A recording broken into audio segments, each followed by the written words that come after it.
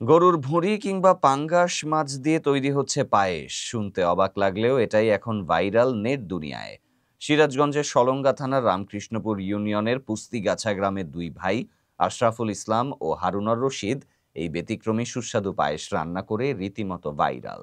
তাদের রান্না করা রেসিপি ইউটিউব সহ ফেসবুকে ছড়িয়ে পড়েছে।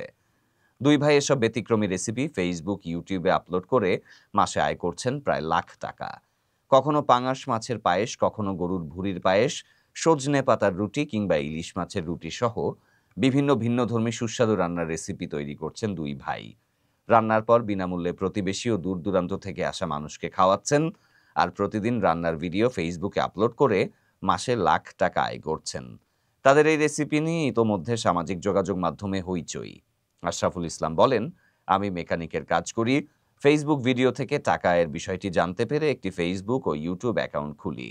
প্রথম 6 মাসে কমেডি ভিডিও বানিয়ে তেমন একটা সাড়া পাইনি। পরে আমার ভাই হারুনুর রশিদকে নিয়ে রান্নার ভিডিও শুরু করি।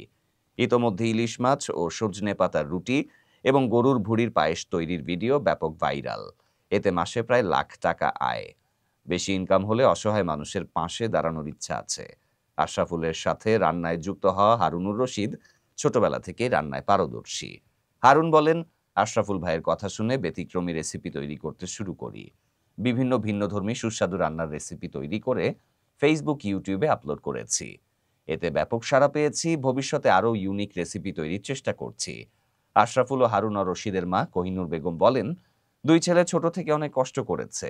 বর্তমানে বিভিন্ন সুস্বাদু খাবার তৈরি করে ফেসবুক, ইউটিউবে প্রকাশ করছে, আর এর আয় থেকে সংসার চালিয়ে যাচ্ছে তারা।